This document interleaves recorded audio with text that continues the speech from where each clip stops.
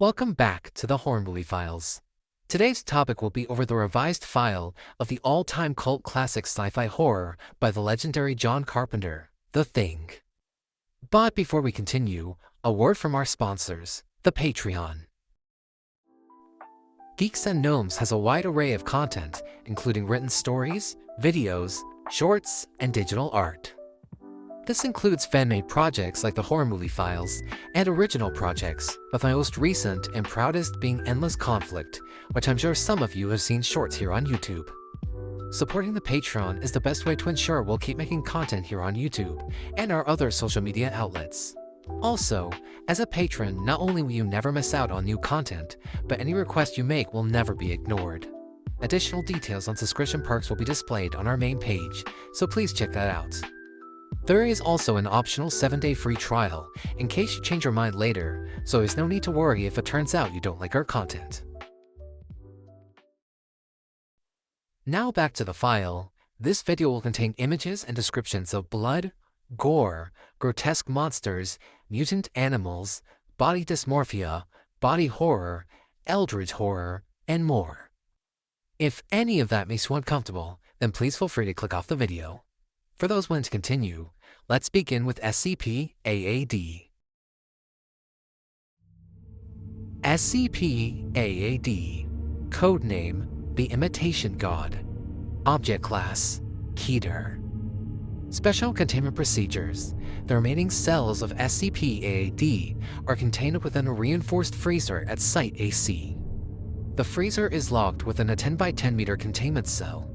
On a daily basis, a single Foundation engineer with 3 armed guards, all of which have Foundation standard cryoblasters, are to inspect the freezer in case of malfunction. The Foundation engineer and 3 armed guards are to wear specialized suits that both protect them from the cold and possible infection from SCP-AAD. The freezer in question is to never be warmer than -95 degrees Celsius. Should it fail for any reason, incendiary explosives within the walls of the containment cell will automatically detonate. This will occur regardless of whether or not SCP-AAD can actually escape, or if personnel are still inside the containment cell. Currently, no testing is allowed due to the adaptive nature of SCP-AAD. Description: SCP-AAD is an aggressive, ever-changing, and intelligent extraterrestrial organism capable of biological assimilation of other life forms. SCP-AAD's cellular composition consists entirely of supercells designated as Ducelius. Ducelius are anomalous cells, with each functioning simultaneously as a neural, muscular, blood, and stem cell all in one. Additionally, each cell of SCP-AAD has the capacity to be a sentient and autonomous organism, possessing the full biological potential of the original, essentially allowing SCP-AAD as a whole to shift its own form, shift its biology, adapt, regenerate, and replicate itself without limits. Despite its seemingly limitless shape-shifting potential, SCP-AAD seems to prefer to imitate organisms it comes across. It does this as a form of consumption by physically attacking its attendant prey and digesting them down to the cellular level. Once it is done, it will be able to shift itself into an exact replica of the victim, with almost incredible precision of physical appearance, behavior, memory, and even personality. It is believed that despite its physical power, SCP-AAD is aware it is not indestructible and chooses to infect this way for the sake of its survival. Despite this fear of SCP-AAD seemingly making it easier to corner or hinder, it ironically makes it twice as dangerous. Because SCP-AAD's being is comprised of Ducelius, there's nothing stopping it from dropping its own cells into the food of intended victims, or passing on the cells into the victim's body by simple physical contact.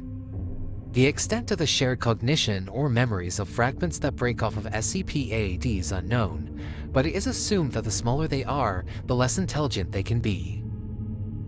Survivor reports indicate that SCP-AAD follows a specific pattern in regards to hunting and infection. Typically, the first phase is when SCP-AAD encounters a large group of living organisms. From here, it will attempt to isolate them one by one and assimilate them as quickly as possible. The second phase begins when one or more of the intended victims start to notice that something is wrong and try to find out all that they can about SCP-AAD, which inevitably leads to paranoia and betrayal amongst the group. From here, SCP-AAD will take advantage of this by causing sabotage and spreading further ideas of paranoia to cause distrust and lack of organization. As the population of non-infected continues to dwindle, SCP-AAD will become more aggressive, and it's possible it will split parts of itself in an effort to create a small army as a means of spreading the infection even faster. With terrifying shapeshifting capabilities, overwhelming force, stealth tactics, as well as growing intelligence as it continues to assimilate or infect living beings, SCP-AAD is seemingly unstoppable. However, the entity does possess a physical weakness, that being incendiary, explosive, and electrical weaponry. All of these methods cause direct damage to every part of the body and kill the cells directly, ensuring SCP-AAD will be unable to regenerate or do so fast enough to retaliate. Additionally, SCP-AAD can be rooted out by various forms of tests.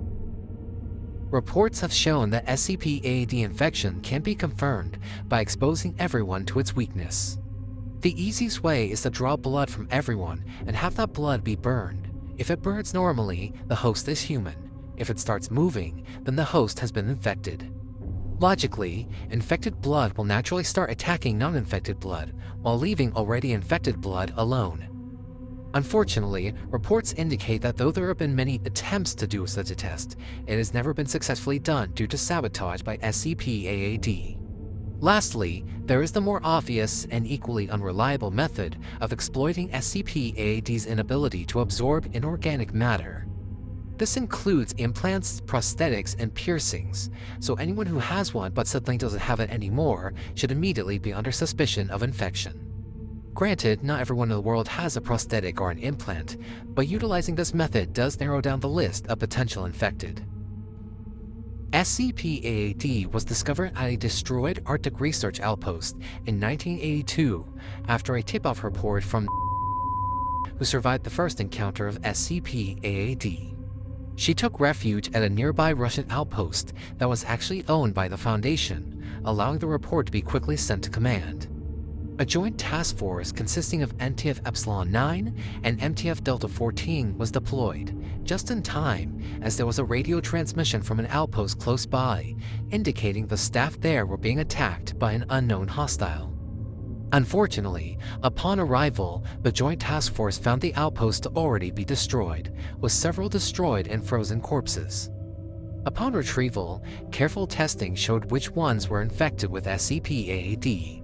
From there, the infected mass was purged until a small number of cells were all that remained. It should be noted that as it turns out, one of the corpses was actually still alive and not infected. He is only still alive thanks to Foundation medication and treatment. A Foundation cleanup crew was sent to the remains of the two outposts. Data logs and tape recordings and personal journals were recovered, showing what happened and gave more insight onto the capabilities of SCP-AAD. As for the two survivors of the incident, they were given the chance to join the Foundation under Protocol Sole Survivor. Both accepted and were recruited into the Foundation, with one working as a field researcher and the other as an MTF specialist. And that was SCP-AAD. Thank you to everyone for watching this video to the end. Please subscribe to the channel if you haven't already, as I'm trying to reach a goal of 200 subscribers. Also, don't forget to leave a like on the video and comment down below what you thought. As I always say, all criticism is helpful to creators, so please don't hold back on your opinions.